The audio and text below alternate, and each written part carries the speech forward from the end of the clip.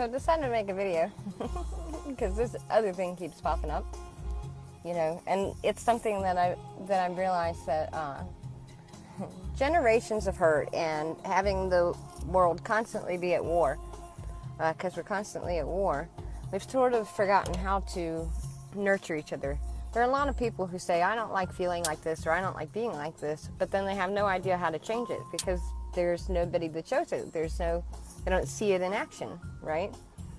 And so it dawned on me from a post in one of the groups that I'm a part of that people aren't taught how to look for, everybody, it's such an instant generation, it's such an instant time, right? Like microwave generation. Instant gratification. And so a lot of the time, what people want are answers. And so we have a society that's set up to give them the answers. And that's what happens when you don't know what question to ask. When you don't know what the questions are to ask, you'll accept any answer almost as valid. And especially if a lot of people agree with it, So I think that subconsciously that happens. Subconsciously, because we stick our elders in old folks' homes, and we've lost some of that history, right? And we've lost some of that teaching because we put our old people away. That they don't know. We don't know anymore. We're so geared for survival, and we're so geared to being told the answers, but not the questions to ask. And so I feel like the question is almost more important than the answer. And maybe I just feel that way because I'm a question asker. I'm not really sure. But I know how to find your joy. When you're trying to figure out what your strengths are and what you actually enjoy or don't enjoy, it's best to start with childhood. What did you want to be when you grew up? Like, I wanted to be an archaeologist. That's the first thing I remember wanting to be in third grade. I was like, I'm going to be an archaeologist. And then I did the math and realized I wouldn't be out of school if I went every day, no breaks, not even summers. I would be 36 by the time I graduated, and then have to find somebody to apprentice with in a field that's very tight. But I want to be an archaeologist. And then the next thing I thought is, I'll go be a baker or work in forensics. And I started to piece these things together. And they're all puzzles. I like puzzles. I'm fascinated by life. I thought about writing a children's book about all these people and how they all have these important tasks. But in every population, there's at least one person who is meant to leave. There's at least one person that's not meant to fit in. They're the adventurers, the gypsies, the wanderers, the artists, whatever you want to call them, or however you identify with them. Their sole purpose is to leave, bring back new information, or just to leave, to find something else, to go. And maybe I'll still write that as a children's book, but it's that same concept. I think that and this goes for everybody. I don't care how enlightened or unenlightened or, how hateful or not hateful, just everybody, is that you're not wrong, you're just different, right? You have to, so you ask yourself questions about childhood and see what sort of the common denominators are. And then you think about how it made you feel. I spent a lot of time thinking about what 9-year-old me felt like, what life felt like before responsibility and duty and mundaneness and before we really bought into society. What did that feel like? That sense of wonder, the sense of that, how kids think the entire world is theirs. This isn't the public beach. This is my beach. This is my town. This is, my sunset and my clouds. And I try to kind of embrace that because, again, the only perspective you have is your own. Right? We so often believe other stories are our own, and then we take it and we sort of adopt it. But you have to be able to ask yourself this question. So you start to figure yourself out. And the other really, really, really helpful thing to be able to do is when you're looking at, like when I had to self-reflect on me, there are parts of my personality that are not very attractive, and there are a lot of things I took as negatives. People would be like, oh my God, you're so persistent, or you're so stubborn. I heard stubborn a lot. You're so stubborn. And I thought, oh, and I heard it as a negative because the tone denoted it was not, that they weren't necessarily seeing it as a good thing. But it is, everything that you think, it can be an amazing strength, right? So I switched it to determined and persistent. They're sort of all of the same thing. But the other ones don't carry the same negative connotation that stubborn does when somebody says you're stubborn. And in order to change with your mind, because your mind is always flowing. It's always working. It's always processing. It's always doing something. And so why not put different information in there rather than all the negative stuff?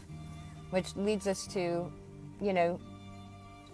let's say you've been in relationships and the last 5 of them have failed, or the last 4, 3, 2, whatever. I don't know. I don't know how many relationships people have. But you're in these relationships and they always seem to fail. And so you beat yourself up over it. Oh, she said I did this, or he said I did that, or, this keeps shooting me in the foot. I can't keep this relationship. What's wrong with me? Very, very morose. And there isn't anything wrong with you, right? I mean, not really. It's because there's not a balance. I can take quite a lot of criticism, and I can take quite a lot of truth and blunt honesty as long as there's a balance, as long as you also do other things in my favor on the positive side, or say other things in my favor on the positive side. You can't just dump into the negative bucket and expect me to hang around and keep taking it. I don't mean it like that, but everybody has a tolerance level. But the problem is, when there's not a balance, whatever you're consuming and whatever you're hearing, the weight of it will tip the scales until you believe it. For a long time, I wrote today that I finally believe that I'm no longer irrelevant, because for a long time I did. For a long time it didn't matter, not to me, whether I was here or not here. It didn't seem to matter to anybody else, and those are all lies. We love to torture ourselves. We love to torture ourselves with that stuff. And so I had to be gentle with myself, and I had to approach myself with no judgments and say, yes, even if it's ugly, even if it's not the nicest thing, it's still true, and I can still respect who I am, because that one thing, or those 15 things, or however many there are, doesn't negate the good. When somebody leaves a relationship, when somebody leaves a job, when you make a drastic change, or a drastic change is made for you, is really what I'm saying, then you have to be able to, I don't want to say empathy, that's a word that's a little bit overused. Just no judgments. You have to look at yourself objectively and logically. What does your soul say about it? What does that inner voice say about it? You'll be surprised. You'd be surprised. That little spark of love, that little spark of who you are, that soul, it has opinions and stuff too. You just got to learn to listen to it.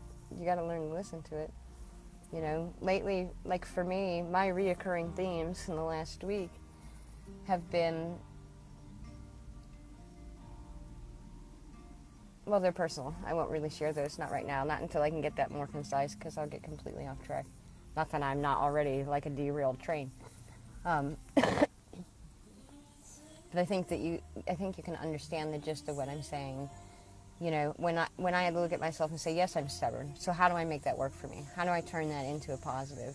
If it's a core trait of mine, persistence seems to be like one of my biggest traits. And if that's a trait of mine, then how can I make that work for me, right? So, but I had to change. I had to change my music. I had to change I had to change everything I was consuming so that I could change my belief about myself. And we have to do that with other people. People don't know how to do that anymore. They don't know how to ask themselves that question. I'm surprised sometimes how many people say, I don't really know what empathy is or how to do it, because we haven't taught them how to ask questions. And asking questions isn't wrong. Just because you ask a question doesn't mean that it's wrong. You're allowed to question. Is it our school system that made us believe, you give us the answer, like a bunch of mice in a maze? You keep giving me the answer. I'll perform. I know that population-wise, I know that there are people who go like, hey man, I'll do whatever my government tells me as long as they're taking care of me. And then again, there are other people who say, wait, my whole existence is to buck, the traditional systems, and not to be an anarchist, not to necessarily keep that balance, but you have to have it. You have to have it to understand everything completely. The end is the beginning. The beginning is the end. So quit being hard on yourselves. Quit torturing yourselves. Ask yourself questions. Be honest with yourself. I can admit when I do something that's not ugly. And now it's just like, I made a mistake. But I noticed it.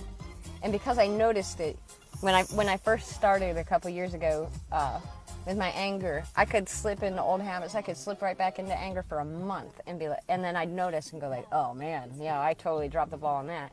But I noticed. And then the next time I noticed, it was like 2 weeks. And then the next time I noticed, it got shorter and shorter. It becomes, you're building a habit. By becoming aware of it, it's not a failure that I failed to keep it in control and I slipped back into that old habit for that month. That's not a failure. It's not ideal. But, because we can't be perfect, we somehow believe that we're supposed to be able to be perfect right out of the gate. We're supposed to just be able to jump in because we don't want to be made fun of. We don't want to be told we're wrong. We don't want to feel silly. We don't want to feel embarrassed. Whatever it is, whatever that is, we don't want that. And so we want to be flawless straight out of the gate with this new thing that we're trying to do. And be realistic. You didn't learn to walk in a day. You didn't learn to talk in a day. Although, not really. I didn't talk till I was 3. And it was full sentences, but I knew how to do it. I just chose not to before that. I didn't have to. I had an older sister who got me everything I ever wanted or needed. And then my grandmother said, watch out, because when she starts, she's never going to stop. And oh my gosh, how right she was for a very long time. And then I talked so much, I never really had time to think. I only had time to sit there and keep rehashing all my faults, because we do that. A friend of mine told me a couple weeks ago, you're torturing yourself. It's you. You're torturing yourself. You believe and it made me think that's true. I believe all these things that people have told me, and I torture myself with them. It's super hot. For no good reason whatsoever, except for the fact that we must like pain. And it's not pain. Pain doesn't make you go. Pain doesn't make you grow. It's being uncomfortable that makes you grow, right? Oh, I hate that dinging. Being uncomfortable makes you grow. If you're uncomfortable, you go, you want to get comfortable. You have to, at least, if you can't face fear and you're afraid of pain and rejection and all that stuff, then the next best thing for you to do, I have to roll my windows up. The next best thing you can do is allow yourself to be uncomfortable, just a little bit, even if it's just a little bit. And practice being uncomfortable. I call it awkward. My whole life is awkward. Everything about me is awkward. And I'm not going to lie, the dude in the car next to me who's just kind of watching me make this video, it's freaking awkward. He's like, no judgments or anything, but it is funny because he's almost bigger than the car. He's driving this little mini car. He's a big dude. I don't even know how he fits in there without having his knees in his chest. And I diverge again, derailed. And that's really all I wanted to say. Those were sort of my major points. And I'm about to go out. I have a lot of stuff I need to write, actually, and I've had a lot of thoughts. Oh, and I'll make a separate video for that. But, don't be so hard on yourselves. Forgive yourselves. Ask questions. It's not wrong to ask questions. It's not wrong to question what your beliefs are. None of that is. Make yourself uncomfortable. Just a little. You're not. I'm not talking about go out and murder somebody, right? Let's be respectful and not silly for argument's sake, right? You know what's right and wrong inherently, and I've said it before. Everybody knows what's right and wrong. Everybody knows.